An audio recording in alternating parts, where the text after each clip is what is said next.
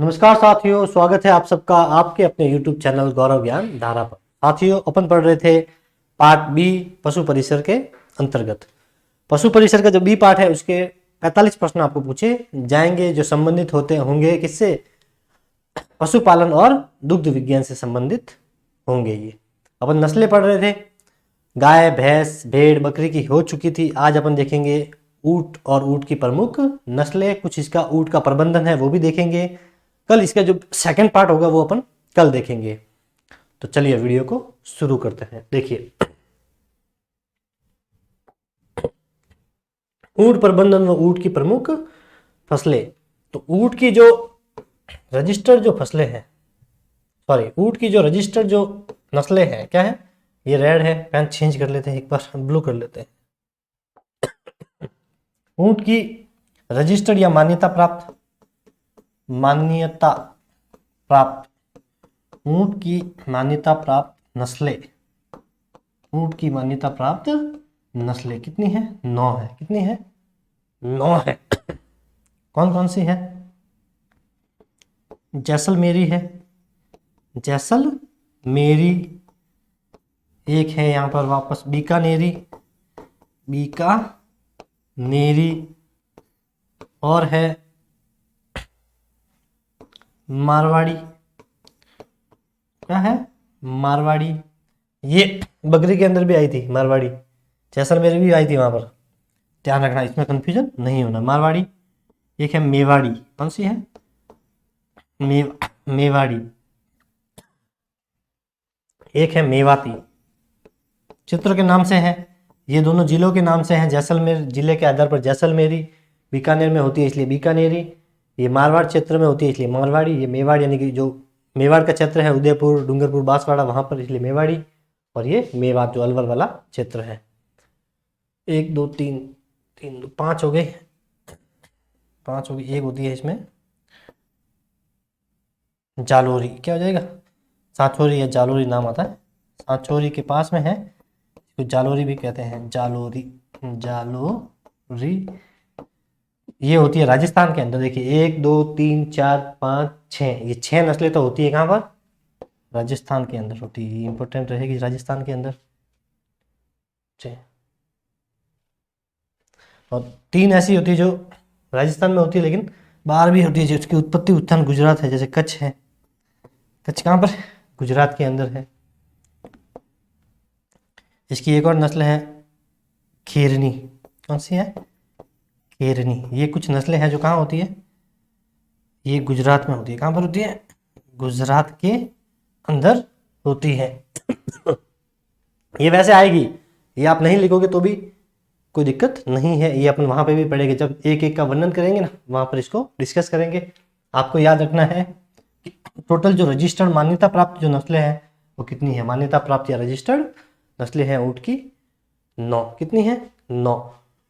ऊंट के जो संख्या है उसकी संख्या के हिसाब से भारत में जो प्रथम राज्य है ना वो राजस्थान है। कौन सा है? राजस्थान प्रथम है। ऊंट की संख्या में राजस्थान क्या है? प्रथम है। राजस्थान प्रथम है। तो राजस्थान में सर्वाधिक कहां पर होते हैं? तो जैसलमेर के अंदर। कहां पर होते हैं? जैसलमेर के अंदर। सबसे कम होते तो प्रतापगढ़। कहां पे होते हैं?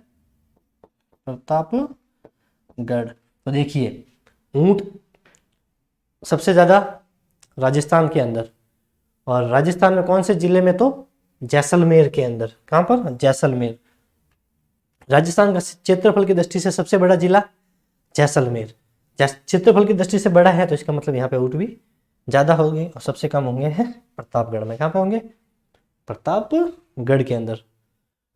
भारत में जो है ऊंट जो है वो लगभग 250 लाख है। कितने है? ये टोटल भारत में है। भारत में ऊंटों की संख्या है 2.50 लाख। 2.5 लाख ऊंट जो है वो भारत में पाए जाते हैं। इसमें से राजस्थान में कितने हैं? तो 2.12 भी देखने को मिल सकता है, 2.13। ये दोनों सही आंकड़े हैं। दोनों में से ऑप्शन में आपको एक ही मिलेगा, यहाँ पे कंफ्यूज होने की जरूरत नहीं है। ये है राजस्थान के अंदर।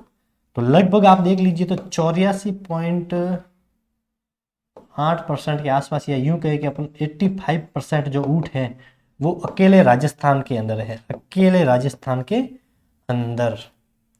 तो टोटल ऊंट कितने हैं भारत में? 2.5 लाख। 2.50 लाख। उसमें से राजस्थान में सर्वाधिक है 2.12 या 2.13 लाख ऊंट राजस्थान में है, सबसे ज्यादा जैसलमेर में है, सबसे कम प्रतापगढ़ में है, सबसे ज्यादा पशु संख्या पूछे तो बाड़मेर में है। राजस्थान में कितने हैं तो 2,12,00,000 भी है और 2.12 लाख भी दिया हुआ और 2.13 लाख भी दिया हुआ। ऑप्शन में दोनों नहीं आएंगे, आपको कंफ्यूजन होने की कोई जरूरत नहीं है। प्रतिशत में पूछे तो लगभग 85% जो ऊंट है वो अकेले राजस्थान के अंदर पाए जाते हैं। कहाँ पे पाए जाते हैं?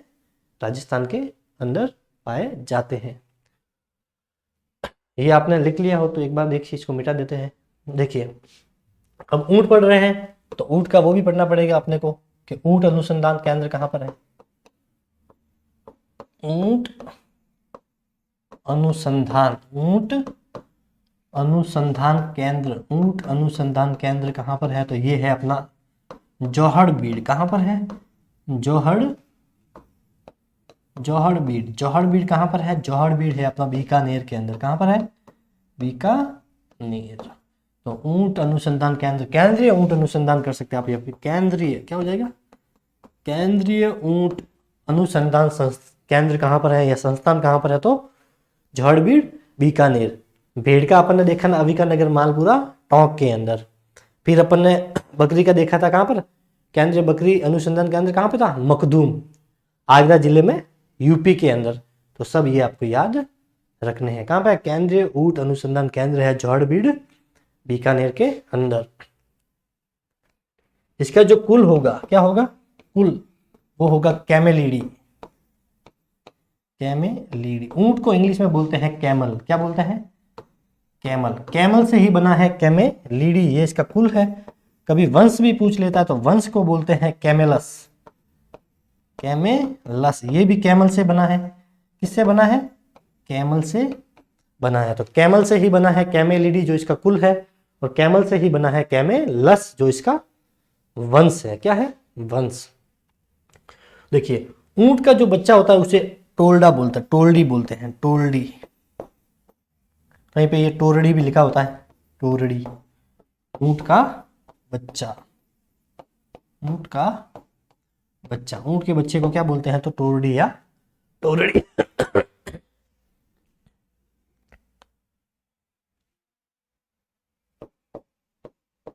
बुल, या हिंदी में कहे बुल कैमल या बुल ऊंट किसे बोलते हैं? तो वयस्क ऊंट। क्या होता है? वयस्क जो ऊंट होता है, वयस्क ऊंट को बोलते हैं बुल ऊंट।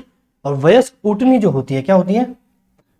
वयस्क ऊंटनी, इसे बोलते हैं सी कैमल। क्या बोलते हैं? सी कैमल। यहाँ पे इसको बुल ऊंट भी कर सकते हैं, ऊंट की जगह पे आपको कैमल देखने को मिलेगा। वैसे क्या मिलेगा? कैमल। तो बुल कैमल वयस्क ऊंट को बोलते हैं। वयस्क ऊंट को क्या बोलते हैं? Bull camel. और वयस्क ऊंटनी को क्या बोलते हैं? तो वयस्क ऊंटनी को बोलते हैं सी कैमल। क्या बोलते हैं? सी। देखिए ही का मतलब लड़के के लिए आता है। ही किसके लिए आता है? लड़के के लिए। लड़कियों के लिए अपन यूज करते हैं सी, तो उसी से बना है ऊंटनी के लिए सी कैमल, और ऊंट के लिए बना है बुल कैमल। देखिए बुल का मतलब क्या होता है? जो गाय होती है उसका नर क्या होता है? बुल कहलाता है। ठीक है, उसको क्या बोलते हैं? बुल। तो ये नर है, देखिए ये ऊंट है, तो इसको हो जाएगा बुल कैमल। बुल होता भी नर के अंदर ही है। और मादा देखिए तो ये अपने भी ऐसा ही होता है, ही और सी। तो सी से याद रखना सी कैमल। सी कैमल हो जाएगी ऊंटनी, और बुल कैमल हो जाएगा अपना नर, वयस्क ऊंट। क्या हो जाएगा? वयस्क ऊंट। ये आपने लिख दिया हो तो इसको एक बार हटा देते हैं। केंद्रीय ऊंट अनुसंधान, ये याद रखना इंपॉर्टेंट है। क्या है ये? इंपॉर्टेंट है। ऊंट देखा जाए ना, ऊंट के जो कुबड़ होता है, कुबड़ क्या होता है? कुबड़ वो दो होते हैं। कितने होते हैं? दो। एक क्या होता है? एक, और कहीं कहीं पे होता है दो। दो कुबड़ वाला और एक कुबड़ वाला। तो कुबड़ कितने होते हैं? दो होते हैं। एक कुबड़ वाला ऊंट भी होता है और दो कुबड़ वाले ऊंट भी होते हैं। ये अपने राजस्थान में जो पाए जाते हैं सब, जैसलमेरी जितने भी नस्लें हैं वो इसमें आएगी। और यहाँ पे देखिए 2 कुबड़ वाला जो ऊँट है ये कहाँ पाया जाता है, ये पाया जाता है लद्दाख के अंदर। कहाँ पे? लद्दाख। और थोड़ी सी मात्रा में लेह के अंदर भी ये पाए जाते हैं। स्पेसिफिक याद रखना तो लद्दाख याद रखना कि 2 कुबड़ वाले ऊँट जो है वो कहाँ पाए जाते हैं, तो ये पाए जाते हैं लद्दाख के अंदर। कहाँ पाए जाते हैं? लद्दाख। और ऊँट जो ये कुबड़ जो होता है ना, इसमें वसा होता है, या जिसे वसीय उत्तक बोल सकते हो, वसीय उत्तक, वसा से ही बना है वसीय उत्तक।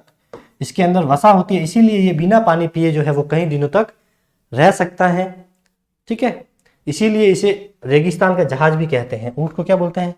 उपनाम याद रख सकते हैं, रेगिस्तान, रेगिस्तान का जहाज, रेगिस्तान का जहाज, क्योंकि ये कई दिनों तक बिना पानी पिए रह सकता है। और उसके पैर जो होते हैं वो गद्दीदार होते हैं, इसलिए वो रेत के अंदर धंसते नहीं है, इसीलिए इसे रेगिस्तान का जहाज भी कहते हैं। और ये पानी पिए कितने दिनों तक रह सकता है? लगभग 10-10, 12-12 दिन बिना पानी पिए रह सकता है।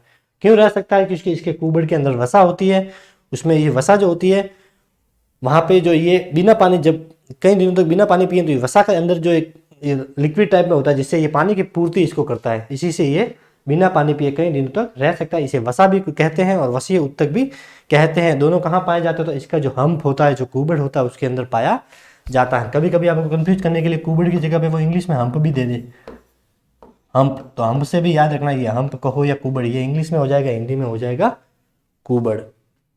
इस प्रकार से आपको याद रखना है। देखिए गोरबंद क्या है? गोरबंद। एक होता है मोखनी, क्या होता है? मोखनी।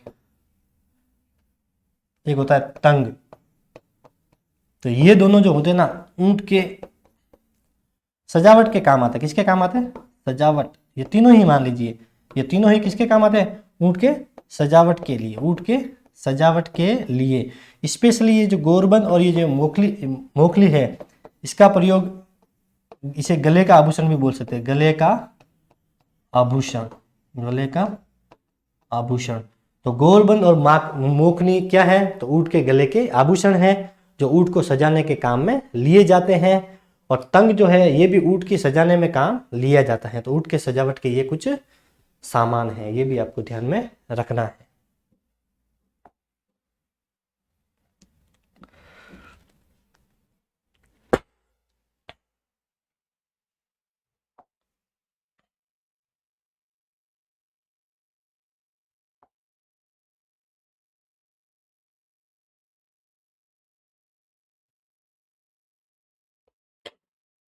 ये देखिए, ये बिल्कुल ऑथेंटिक आंकड़ा है। कैसा है? बिल्कुल ऑथेंटिक ये आंकड़ा है। ये मैंने आपको वैसे बता दिया है मोटे रूप से कि 80% राजस्थान में पाए जाते हैं ऊँट, 80% है एग्जैक्ट आंकड़ा, ये ध्यान रखना। अब कितने हो गए? ये 84.8 हो गए हैं, लगभग 85% हैं। तो यहाँ पे करेक्शन कर लेना आप, 85%। ये कुछ पुराने हैं, ये अपडेटेड है, ये लेटेस्ट अभी के हैं, और ये 2019-20 में, लेकिन ये है ऑथेंटिक रहेगा। 85% है। देखिए 34.69 राजस्थान में ऊँटों की संख्या पिछले 7 वर्षों में कमी हुई है। मतलब 35% के आसपास ऊँट जो है वो राजस्थान में क्या हुए? कम हुए। किसमें कम हुए? तो जो जनगणना हुई थी, 20वीं राष्ट्रीय पशु गणना जो हुई थी, जो 2019 के अंदर हुई थी, ये देखिए 20वीं राष्ट्रीय पशु गणना हुई थी। कब हुई थी? तो 2019 में। तो 2014 की तुलना में जो 2019 के अंदर जो पशु गणना हुई थी, उसमें सबसे ज़्यादा कमी ऊँटों में देखी गई है। वो लगभग 35% जो ऊँट हैं वो राजस्थान में कम हुए हैं, राजस्थान में कम हुए हैं। 2012 में 3.26 लाख ऊँट थे राजस्थान में। कितने थे? 3.26 लाख ऊँट थे। 2019 में देखिए घटकर कितने हो गए? 2.13। ये मैंने आपको बता दिया था, मैंने आपको दोनों लिखे थे, 2.12 और 2.13। अगर 13 ऑप्शन में है तो 13 सही करना है, ये नहीं मिले तो 2.12 भी आप सही मान सकते हैं। वैसे आपको एग्जैक्ट यही है, 13 लाख ऊँट राजस्थान में रह गए हैं। देखिए पहले कितने थे? 3,26,000, और अब मात्र 2.13 लाख ऊँट जो है वो राजस्थान में बचे हैं। जैसलमेर जिले, देखिए सर्वाधिक ऊँट जैसलमेर में है, सबसे कम ऊँट प्रतापगढ़ में है। ये मैंने आपको पहले ही बता दिया। सबसे ज़्यादा पशु पूछे ओवरऑल पशु तो बाड़मेर के अंदर है। और ऊँट जो है इसे राज्य पशु भी घोषित किया गया है। एक तो राज्य पशु कौन सा है? चिंकारा है। कौन सा है? चिंकारा। चिंकारा किस में आता है? चिंकारा जो है साथियों, ये आएगा अपना वन्य जीव है। ये क्या है? वन्य जीव है। और ऊंट जो है क्या है? ऊंट जो है ये है अपना पशुधन की श्रेणी में, पशुधन। तो दोनों ही राज्य, ऊंट को कब घोषित किया गया है तो देखिए डेट लिखी हुई है, इसे किया गया था 30 जून को, 30 जून 2014। तो ऊंट को राज्य पशु का दर्जा कब मिला? 30 जून 2014 में। और ऊंट जो है वो किस प्रकार का राज्य पशु है? तो पशुधन की श्रेणी में। और वन्य जीव से पूछे तो चिंकारा। वैसे ये अपने टॉपिक में नहीं है, अपने इंपॉर्टेंट रहेगा ऊंट। तो ये पशुधन, पशुधन से मतलब है कि वे पशु जिनसे अपने धन की प्राप्ति होती है। धन से यहाँ मतलब जो आर्थिक दृष्टि से उपयोगी होते हैं, जिनसे आर्थिक लाभ होता है। गाय दूध देती है, उसकी चमड़ी भी काम में आती है, ठीक है। गाय का लोग मांस भी खाते हैं, तो मांस, तो इनसे क्या होता है, लोगों को आर्थिक लाभ होता है। आर्थिक लाभ के लिए जो पशु पाला जाता है उससे पशुधन की प्राप्ति होती है, तो वो पशुधन की श्रेणी में रखा जाता है। इसीलिए ऊंट से भी अपने को देखिए दूध मिलता है, ऊंट के बाल भी काम आते हैं, ऊंट की खाल होती है वो भी काम आती है, ठीक है। तो इसीलिए ऊंट को जो है पशुधन की श्रेणी में रखा गया है। 30 जून 2014 को इसे राज्य पशु घोषित किया गया है। ये पालतू की श्रेणी में या पशुधन की श्रेणी में, दोनों में से आप कोई भी याद रखने हैं, दोनों एक ही बात है, पालतू श्रेणी या पशुधन। 30 जून 2014 को। इसका वैज्ञानिक नाम देख लीजिए आप, कैमेलस ड्रोमेटेरियस। क्या है? Camelus dromedarius. कैमेलस किसके बना है? ये कैमेलस बना है कैमल से। किससे बना है? कैमल से ही बना है। ऊंट को इंग्लिश में बोलते हैं कैमल, कैमल से ही बना है कैमेलस, और उससे बन गया ड्रोमेटेरियस। क्या हो जाएगा? ड्रोमेटेरियस। उपनाम रेगिस्तान का जहाज, ये मैंने आपको वैसे बता दिया है।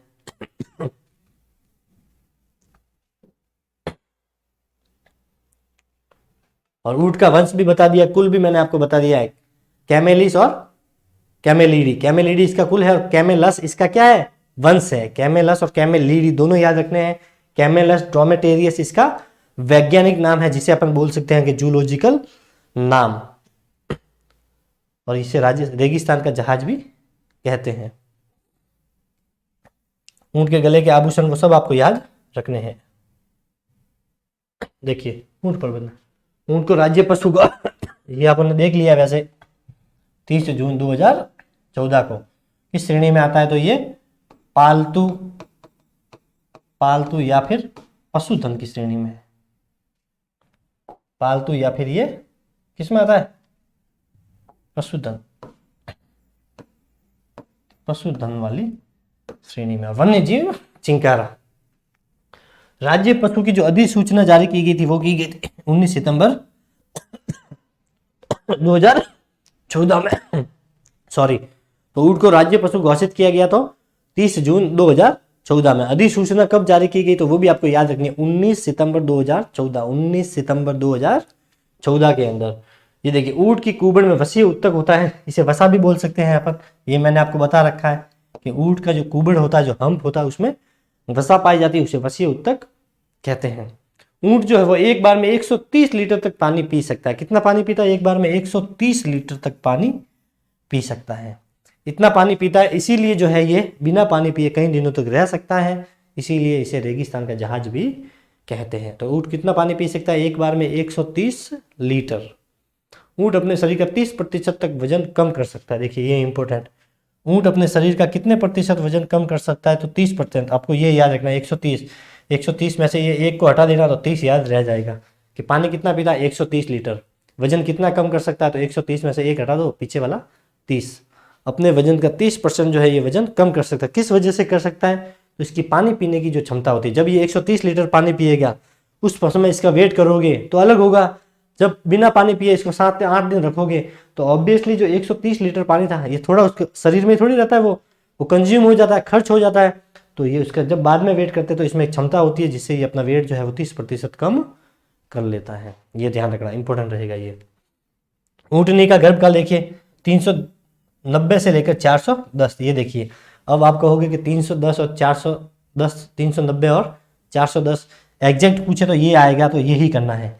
अगर 390 नहीं दे रखा है तो फिर अपने को 390 से लेकर 410 के बीच में अगर कोई आंकड़ा दे रखा है तो वो अपने को वहां पे सही मानना है। अगर वहां पे 390 भी दे रखा है, मान लो वहां पे 395 भी दे रखा है, तो अपने को 390 ही वहां पे सही करना है। एवरेज इसका यही रहता है, लेकिन इन दोनों के बीच में रहता है। ऐसे कंफ्यूजन वाले एम्बिग्यूअस प्रश्न जो है वो नहीं बनते हैं, और बनेगा तो फिर उसके बोनस मिलेगा। ऑथेंटिक बुक के हिसाब से 390 दे रखा है, यहाँ पे कंफ्यूज होने की जरूरत नहीं है। ये दोनों आंकड़े इसीलिए लिखे हैं कि बाय द वे अगर आपको 390 ऑप्शन में न मिले तो फिर आपको 390 से लेकर 410 के बीच में जो भी आंकड़ा दे रखा है वो भरना है। ठीक है, तो ये ऊंट की कुछ इंपॉर्टेंट विशेषताएं थी जिसको आपको याद रखना है। ऊंट दो प्रकार के होते हैं, एक कुबड़ वाला और दो कुबड़ वाला। ऊंट का जो देखिए अपने वैज्ञानिक नाम देखा था, क्या देखा था?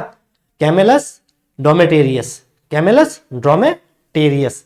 तो देखिए ऊंट के दो प्रकार, ये सबसे पहले देख लिए, एक कुबड़ वाला और दो कुबड़ वाले होते हैं। कैमेलस ड्रोमेटेरियस होता है, कैमेलस बना है कैमल से, और ड्रोमेटेरियस आपको याद रखना है, इसका वैज्ञानिक नाम भी यही है, वैज्ञानिक नाम जिसे अपन जूलॉजिकल नाम भी कहते हैं, वैज्ञानिक नाम।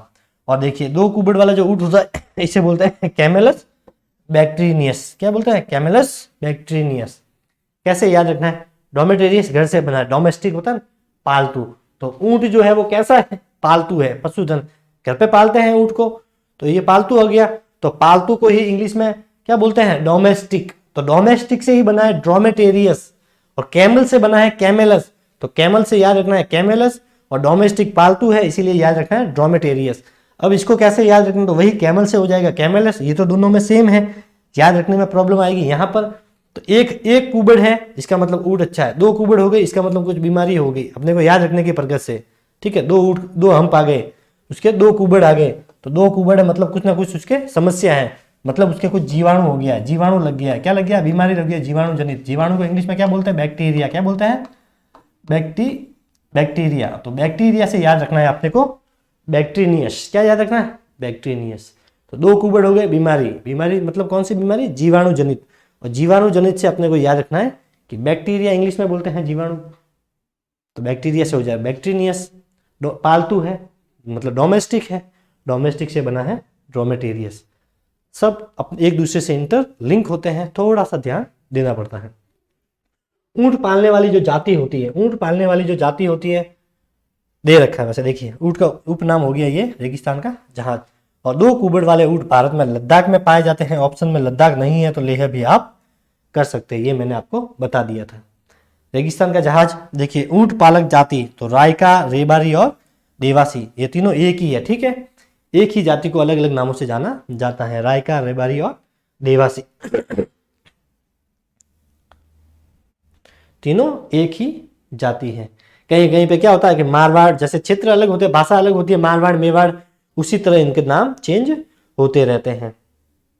जैसे मारवाड़ में रायका बोल दिया, मेवाड़ में इनको रेबारी बोल दिया, इस प्रकार से ये चेंज होते रहते हैं, लेकिन तीनों एक ही जाति हैं। और ऊंटों के देवता, तो ऊंटों के देवता, अब देवासी आगे तो ये भी याद रखना, ऊंटों के देवता, ऊंटों के देवता, ऊंटों के देवता है पाबूजी। कौन है? पाबूजी। ऊंटों के देवता कौन है? तो पाबूजी। ऊंटों के देवता कौन है? पाबूजी। और ऊंट पालने वाली जाति रायका, देवासी और रबारी, तीनों एक ही बात है। ठीक है, ऊंट का गर्भकाल याद रखना 390 दिन, गाय का 282, भैंस का 310। बड़े बड़े पशु मतलब इनका 300 के आसपास है, गाय का 282 ऑलमोस्ट 300 के पास, भैंस का भी 310, इसका 390। और भेड़ और बकरी कैसे होते? छोटे होते, तो उनका गर्भकाल भी क्या हो जाएगा? छोटा हो जाएगा। कितना था दोनों का ही? 185 और 151। ठीक है, 150 और 151 था वहां पर, ये ध्यान रखना। ये बकरी का था, 151 भेड़ का था।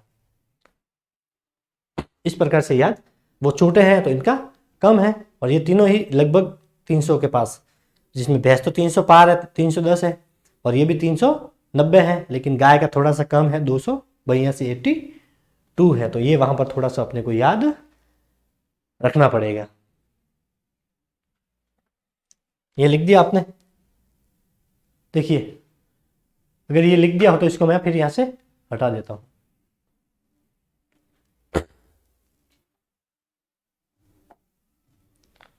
बीकानेरी ऊंट। अब अपन पढ़ेंगे, जो ये तो था ऊंट प्रबंधन के बारे में कुछ बेसिक जो बातें थी, उन बेसिक बातों को आपने सबसे पहले डिस्कस किया। अब अपन पढ़ेंगे इनकी नस्लें। क्या पढ़ेंगे? ऊंट की प्रमुख नस्लें, और उनमें जो सबसे पहली जो नस्ल है वो है बीकानेरी। कौन सी है? बीकानेरी। देखिए, तो इसका मूल स्थान कहाँ पे हो जाएगा? नाम से पता चल रहा है। जितनी भी नस्लें अपन ने पढ़ी हैं जहां पे उनका नाम दिया हुआ ना, अगर किसी जिले का नाम है तो उस जिले का नाम ही उसका मूल स्थान होगा, वही जिला। अगर गांव का नाम है तो उस गांव, जैसे कोई एरिया का नाम है, जैसे मारवाड़ है तो समझ जाना कि मारवाड़ उसका क्या हो जाएगा, मूल स्थान। तो मूल स्थान जो होगा वो उसके नाम के आधार पर ही रखा जाता है, उसका जो मूल स्थान होगा उसी के आधार पर उसका नाम रखा जाएगा। जैसे कोई सिरोही के अंदर कोई नस्ल मिल गई तो उसका नाम ऑलमोस्ट उसके क्षेत्र के आधार पर ही रखा जाएगा। जैसे सिरोही में सिरोही हो गया, उसी तरह से याद रखना है। तो बीकानेरी है तो मतलब इसका मूल स्थान कहाँ पे हो जाएगा, बीकानेर। क्या हो जाएगा, बीकानेर, मूल स्थान हो जाएगा इसका बीकानेर। और बीकानेर में बीकानेर ऊंट मिलते हैं बीकानेर के अंदर। बीकानेर में क्या है, राष्ट्रीय ऊंट अनुसंधान संस्थान जौहड़बीड़ बीकानेर, वो भी कहां पर है, बीकानेर में। इसकी हम विशेषताएं पढ़ लेते हैं। तो देखिए विशेषता है, ऊंट की सर्वोत्तम नस्ल। ऊंट की सर्वोत्तम नस्ल, कौन सी नस्ल है जो ऊंटों की सर्वोत्तम नस्ल है, तो बीकानेरी। और सर्वोत्तम नस्ल यहाँ पर है, इसीलिए सर्वोत्तम नस्ल के लिए ही यहाँ पर क्या है, ऊंट अनुसंधान सेवा केंद्र जौहड़बीड़। तो सर्वोत्तम नस्ल बीकानेर में, इसीलिए ऊंट अनुसंधान संस्था कहाँ पर है, वो भी बीकानेर में है। ये जो ऊंट होता है ना, इसकी जो ऊंचाई होती है वो जमीन से लगभग 10 से 12 फीट होती है। कितनी होती है, जमीन से लगभग 10 से लेकर 12 फीट तक होती है। तो ऊंचाई कैसे मानते हैं, जहां उसके पैर टच होते हैं, वो जमीन से लेकर ऊपर थोई होती है ना, थोई तक इसकी लंबाई नापी जाती है। मतलब पैरों नीचे का जो तलवा होता है वहां से लेकर ऊपर जो हम्प होता है, जो कुबड़ होता है, क्या होता है, कुबड़, उस कुबड़ को ही थोई बोलते हैं, ये ध्यान रखना। थोई का मतलब क्या होता है, कुबड़। तो वहां तक सबसे लंबा ये ऊंट होता है, लगभग 10 से लेकर 12 फीट इसकी लंबाई होती है। तो सबसे लंबा ऊंट भी इसे कह सकते हैं, सबसे सुंदर, लंबा, ठीक है। गहरा रंग, देखिए अब इसका रंग कैसा होता है, गहरा भूरा। इसका रंग होगा एकदम ब्राउन, कैसा होगा, बिल्कुल गहरा भूरा इसका रंग होगा। और सबसे लंबा होगा, सबसे लंबा भी यही, सबसे सुंदर पूछे तो भी यही, सबसे सुंदर ये होता है। लेकिन देखिए सबसे तेज चलने वाला ऊंट, सबसे तेज चलने वाला ऊंट, तो सबसे तेज चलने वाला जो ऊंट होता है वो कौन सा होता है, वो होता है नाचना। नाचना एक गांव का नाम है जो जैसलमेर के अंदर है। कहां पर है, जैसलमेर के अंदर है। तो सबसे तेज चलने वाला जो ऊंट होता है वो कौन सा होता है, नाचना होता है। कौन सा होता है, नाचना। कहां पर होता है, जैसलमेर के अंदर। सबसे तेज चलने वाला ऊंट नाचना। ये वैसे अपन आगे पढ़ेंगे। और देखिए भार ढोने वाले ऊंट, भार ढोने वाले ऊंट को लद्दू बोलते, क्या बोलते हैं, लद्दू कहते हैं। लद्दू किससे बना है, ये बना है लाद से। लाद मतलब सामान को लादते ना, कि उसके ऊपर सामान को हमने लाद दिया, मतलब रखना। तो सामान लादते हैं तो लाद से ही बना है लद्दू। क्या होता है, कद्दू नहीं, लद्दू, लाद से ही बना। तो भार ढोने वाले ऊंट को लद्दू कहते हैं। सबसे तेज चलने वाला ऊंट नाचना है। सबसे लंबा पूछे तो बीकानेरी है। सबसे सुंदर पूछे तो भी बीकानेरी है। क्या हो जाएगा, बीकानेरी। एक बार इसको देख लीजिए आप।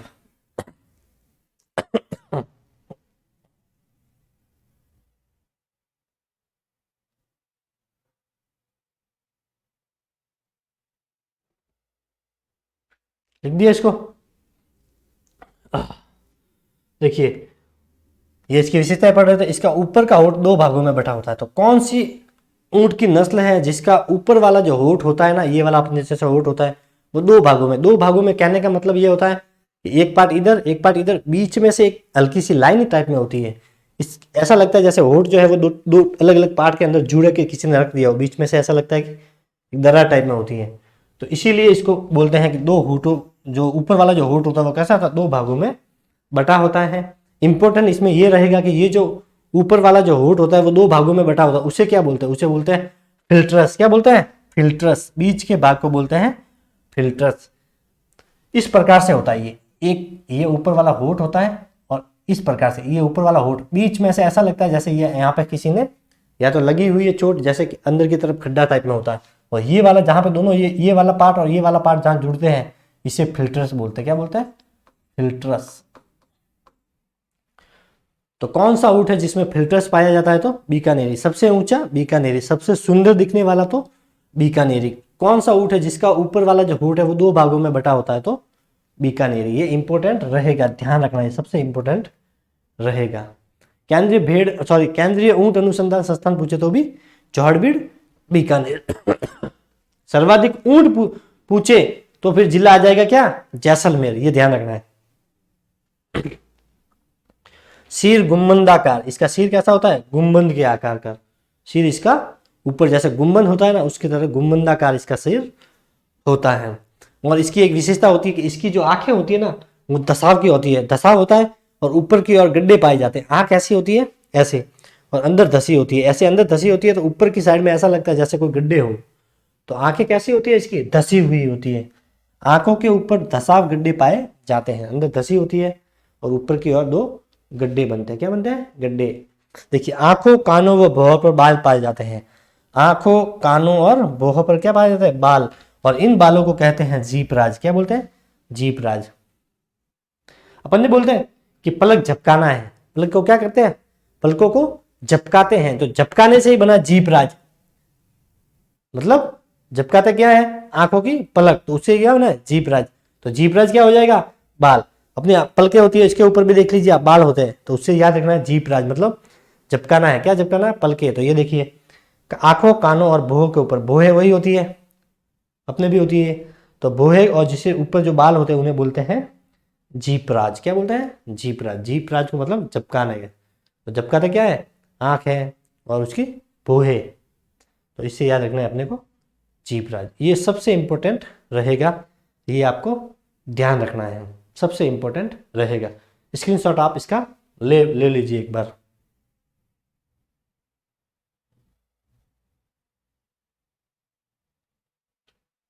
लिख दिया?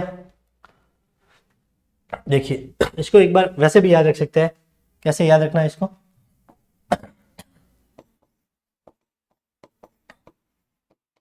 बीकानेर का होठ वाला गुम्बदाकार। बीकानेर का 2 होठ वाला गुम्बदाकार, 2 होठ वाला गुम्बदाकार सुंदर।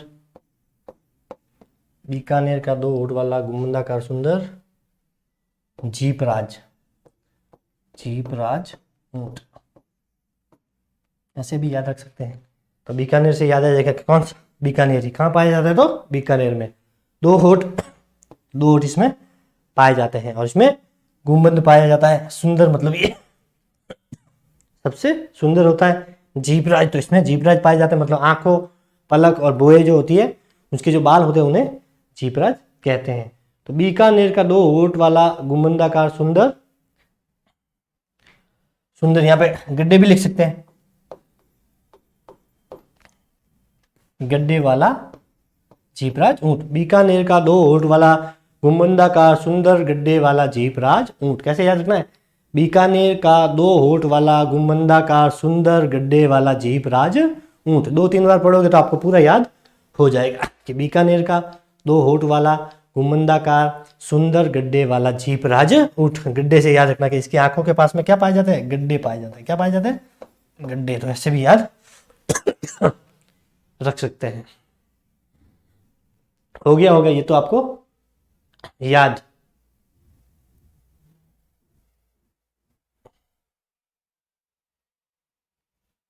हो गया? देखिए नेक्स्ट, जैसलमेरी ऊंट। जैसलमेर दिमाग में आते ही सबसे पहले याद रखना है कि सबसे ज्यादा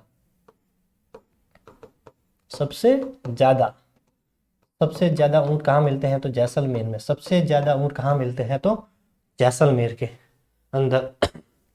यहाँ पर नाचना ऊंट भी मिलता है। कौन सा ऊंट? नाचना, जो तेज चलने के लिए फेमस है। तेज चलने के लिए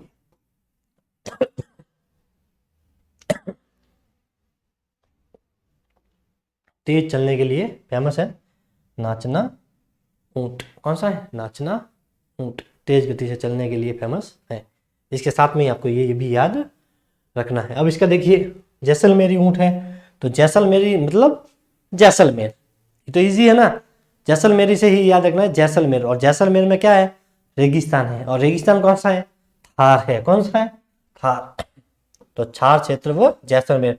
जो थार महोत्सव होता है वहां पे जो ऊँटों की जो दौड़ होती है वो सबसे ज्यादा जैसलमेरी ऊँट और नाचना किस्म के ऊँटों का ही वहां पे प्रयोग किया जाता है। और ऊँट के ये जो चमड़ी होती है इसके ऊपर जो नक्काशी का कार्य किया जाता है, एक कला की जाती है, उसे बोलते हैं उस्ता कला।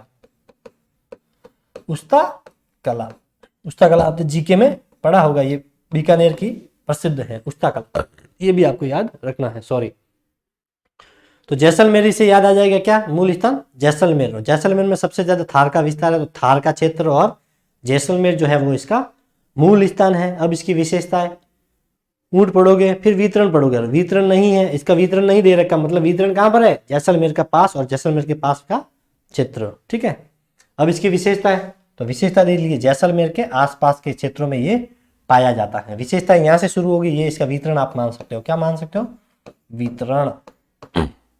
ये भी इसकी विशेषता। ऊंचाई देख लीजिए कितनी होती है, 7 से 9 फीट।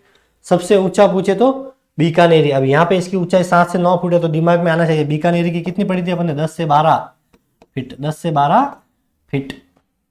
और ऊंचाई कहां तक मापते हैं, यहाँ पे मापते हैं, ध्यान रखना है, सिर से नहीं मापते हैं, यहाँ से लेकर यहाँ तक। इसको ही कुबड़ भी बोलते हैं, हम्प भी बोलते हैं। एक वर्ड याद रखना, थुई, याद रखना, थुई। क्या, थुई। तो सबसे लंबा बीकानेरी। सुंदर पूछे तो भी बीकानेरी। तेज गति से चलने के लिए पूछे तो नाचना। रंग इसका हल्का भूरा, उसका कैसा था, बीकानेरी का गहरा भूरा, उसका गहरा भूरा था। जैसलमेरी का हल्का भूरा, मतलब इसका थोड़ा सा कम ब्राउन होता है उसकी तुलना में। ये इसकी मुख्य विशेषता है। और क्या है, इसका जो शरीर होता है ना वो छोटा होता है। बीकानेरी नस्ल की तुलना में इसका शरीर छोटा होगा, और छोटा है और पतला होगा। कैसा होगा, पतला होगा। तो देखिए इसका शरीर कैसा होगा, छोटा होगा और पतला होगा। तो कान इसके कैसे होंगे, कान भी इसके छोटे होंगे, वह पास पास होते हैं। कैसे होते हैं, कान छोटे होते हैं और बिल्कुल पास पास ऐसे चिपके रहते हैं, खुले हुए नहीं होते। कान छोटे होते हैं, पास पास होते हैं। शरीर इसका छोटा होता है और शरीर कैसा होता है, पतला होता है। कैसा होता है, पतला। ये इसकी मुख्य विशेषता है। इसमें जो इंपॉर्टेंट है इसकी विशेषता है, ये वाला याद रखना है, इसकी ऊंचाई याद रखनी है। और इसमें जो सबसे इंपॉर्टेंट है वो ये है, ये दोनों, कि रात्रि में 100 से 140 किलोमीटर की यात्रा कर सकता है। तो कौन सा ऊंट है जो रात्रि के समय 100 से लेकर लगभग 140 किलोमीटर की यात्रा कर सकता है, तो वो है जैसलमेरी ऊंट। दिन के मुकाबले रात को ज़्यादा चलता है, क्योंकि दिन में धूप ज़्यादा होती है, इस वजह से ये नहीं चल पाते। क्योंकि रेगिस्तान है, और रेगिस्तान कैसा होता है, गर्म होता है, इसीलिए ये रात को जो है ज़्यादा चलने में उपयोग में लिया जाता है। लगभग 100 से 150 किलोमीटर की दूरी जो है ये तय कर लेता है रात के समय। भारतीय सेना के लिए उपयुक्त, भारतीय जो सेना है, जो स्पेशली जो बीएसएफ है, कौन है, बीएसएफ जो है, वहां पे इसका सबसे ज्यादा प्रयोग किया जाता है। क्योंकि थार होती है, गाड़ियां नहीं चलती, और रेकी करने के लिए फिर बॉर्डर के आसपास के एरिया में वो ऊँटों का ही प्रयोग करते हैं। उसमें सबसे ज्यादा जो ऊँट का उपयोग में लिया जाता है वो है जैसलमेरी। ऐसे पूछ ले, बीएसएफ में कौन से ऊँटों का प्रयोग किया जाता है, तो जैसलमेर। भारतीय सेना के लिए प्रयोग, तो जैसलमेरी। क्या हो जाएगा, जैसलमेरी।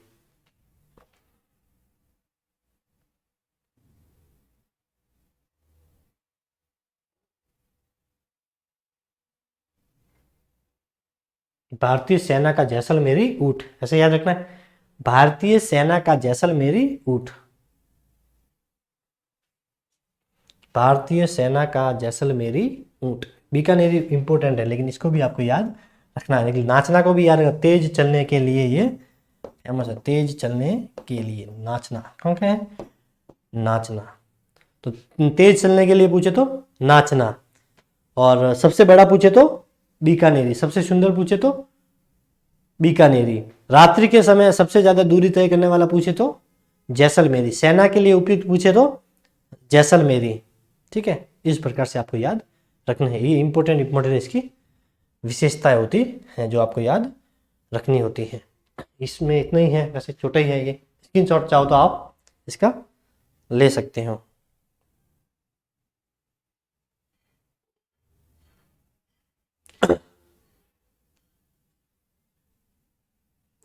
ट्रिक में भी ऐसे याद रखते हैं।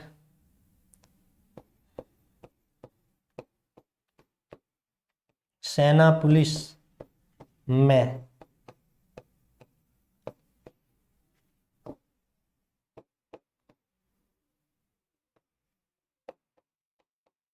छोटा जैसलमेरी, जैसलमेरी ऊंट, ऐसे भी याद रख सकते हैं कि सेना पुलिस में हल्का भूरा छोटा जैसलमेरी ऊंट। सेना पुलिस मतलब सेना पुलिस में ये उपयोग लिया जाता है।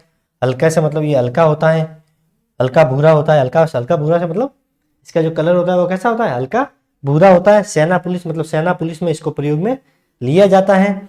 और ये आकार में कैसा होता है, छोटा होता है, इसके साथ ये पतला भी होता है। जैसलमेरी ऊंट, कौन सा ऊंट है, जैसलमेरी ऊंट।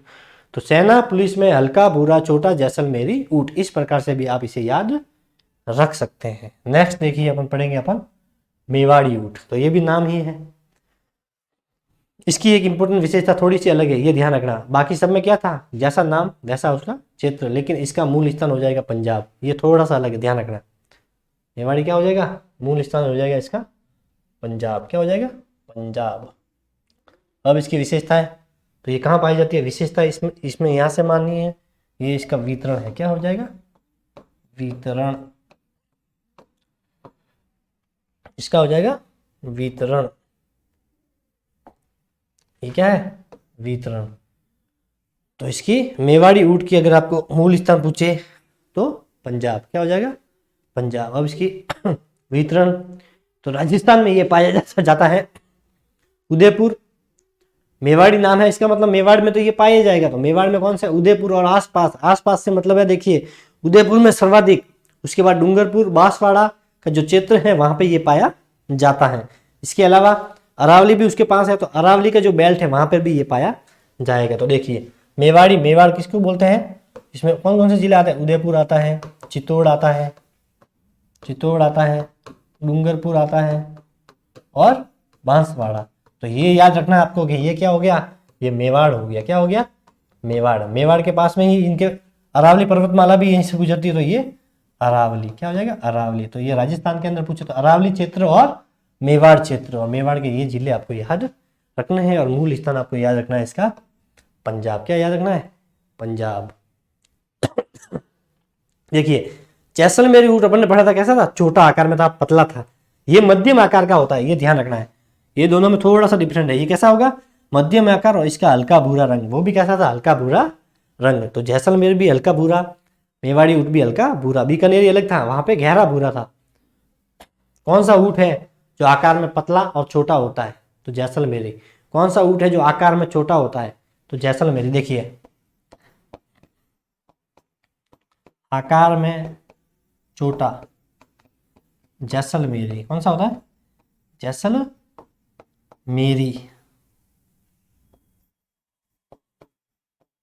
आकार में मध्यम, मेवाड़ी। क्या हो जाएगा, मेवाड़ी।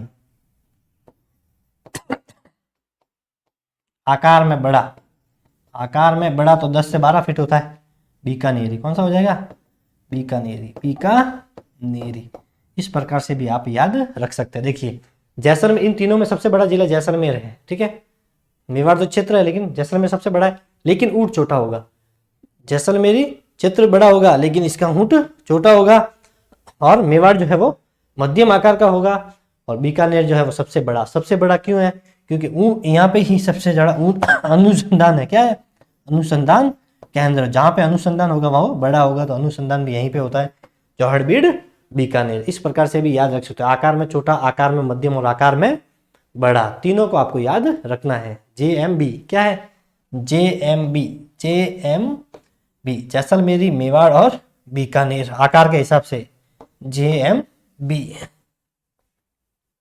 जय मां भवानी, ठीक है, जय मां भवानी। तो इस प्रकार से भी आप याद रख सकते हैं। देखिए नीचे का होठ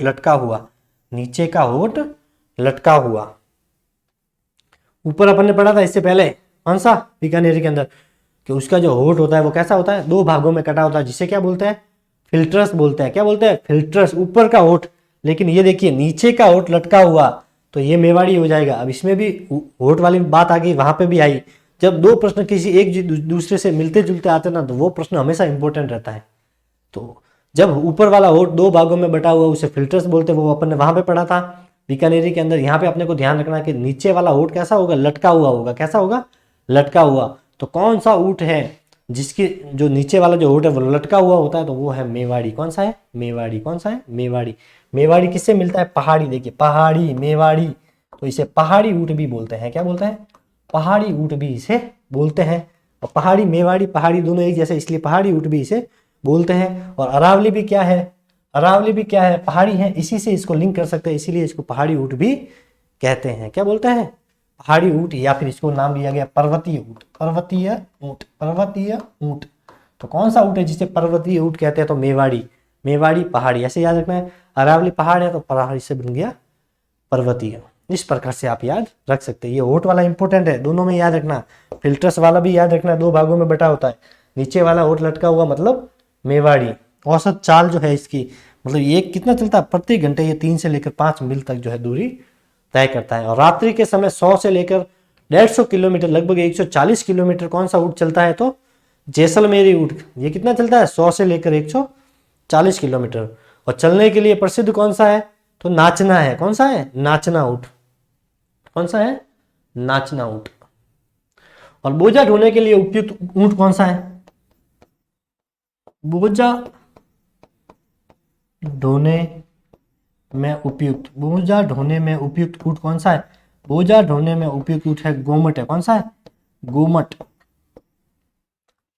कौन सा है, गोमट। ये फलोदी में मिलता है, कहाँ मिलता है, फलोदी।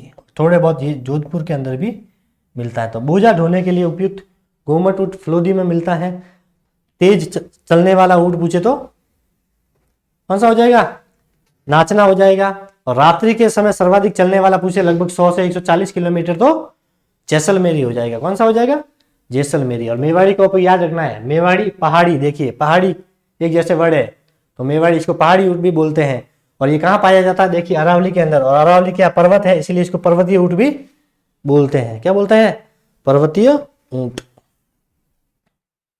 बोलता है, पर्वतीय ऊँट। और ये नीचे होठ वाला याद रखना है कि नीचे वाला होठ लटका हुआ तो मेवाड़ी है, और ऊपर वाला होठ दो भागों में बटा हुआ जिसे फिल्टर्स बोलते थे वो बीकानेरी। इस प्रकार से याद रखना है। और जैसलमेरी ऊँट कब चलता है, रात में।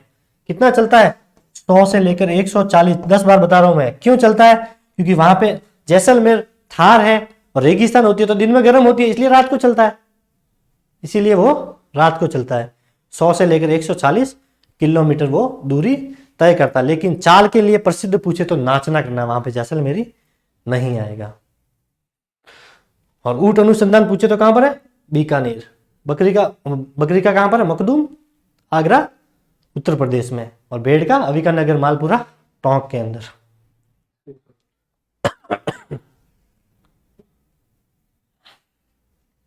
और देखिए एक रही वजन ढोने व खेती में उपयोगी, वजन ढोने व खेती में उपयोगी ऊँट पूछे तो मेवाड़ी ऊँट। लेकिन अगर बोझा ढोने में उपयोगी पूछे तो गोमट। याद रखना ये, लेकिन दोनों ऑप्शन में आपको नहीं मिलेगी, ये इससे मिलता जुलता है। गोमट कहाँ पर, लोधी में। ठीक है, खेती में उपयोगी, ये इसका इंपॉर्टेंट रहेगा कि वजन ढोने व खेती में उपयोगी तो मेवाड़ी, और बोझा ढोने में उपयोगी पूछे तो गोमट। क्या हो जाएगा, गोमट। और एक और है कि ऊँट को क्या बोलते हैं, लद्दू भी बोलते हैं। क्या बोलते हैं, लद्दू। जो भार वहन करके लाता है, इसलिए उसको लद्दू भी कहते हैं। और इसके दो बॉटनिकल जूलॉजिकल नाम है, वो भी आपको याद रखने हैं। कैमेलस, क्या था, एक तो कैमेलस डोमेस्टेरियस और एक था कैमेलस बैक्टीरियस। देखिए डोमेस्टिक का मतलब होता है घरेलू, और ये पशुधन की श्रेणी का पशु है, घर पे पालते हैं, डोमेस्टिक है इसलिए डोमेस्टेरियस। और बैक्टीरियस मतलब बैक्टीरिया, जीवाणु, मतलब दो कुबड़ वाला। क्या हो जाएगा, दो कुबड़ वाला। दो कुबड़, एक कुबड़ है मतलब ऊँट सही है, दो कुबड़ हो गए मतलब जीवाणु, बीमारी, बैक्टीरिया, तो बैक्टीरियस। तो दो कुबड़ वाले ऊँट को कैमेलस बैक्टीरियस, और एक कुबड़ वाले को कैमेलस डोमेस्टेरियस, मतलब पशुधन, डोमेस्टिक, घरेलू, पालतू। और दो कुबड़ वाला कहाँ होता है, ये होता है लद्दाख के अंदर। कहाँ होता है, लद्दाख के अंदर। इससे बाहर क्वेश्चन आपके नहीं जाएगा, क्योंकि कुछ बुक ऐसी भी है जिसमें बहुत सारा दे रखा है। सुपरवाइजर के पेपर आप देख लेना, ये तो 10वीं है, वो 12वीं पास होता है, आगे आने वाला टाइम में ग्रेजुएशन भी हो जाएगा। उसमें जो क्वेश्चन बनते ना पेपर उठा के देख लेना, जेट के पेपर, आईसीआर के, सुपरवाइजर के, यहाँ तक कि जो बीएससी पास आउट होता है एग्रीकल्चर में, जो डबल एओ का एग्जाम होता है, किसका, डबल एओ का, उसका भी पेपर देख लेना। इतना जब ये ऑफिसर लेवल की रैंक है, इसमें इतने टिपिकल क्वेश्चन नहीं बनते हैं। सुपरवाइजर में भी नॉर्मली आते हैं, आप देख लेना, पशुपालन के पार्ट बिल्कुल नॉर्मल क्वेश्चन है, तो आपको इसमें ज़्यादा गहराई में जाने की जरूरत नहीं है। और यहाँ पे तो आपको सब कुछ मिल रहा है सर की, देखिए मैं पढ़ाऊंगा, सर का वापस रिवीजन पूरा का पूरा वैसा का वैसा, प्लस ये बुक टेस्ट सीरीज ले रखी है, तो वो तो मतलब पशुपालन तो आप कौन सा भी एग्जाम दोगे ना, कभी रॉन्ग आपका क्वेश्चन नहीं होगा। Thank you, have a good day.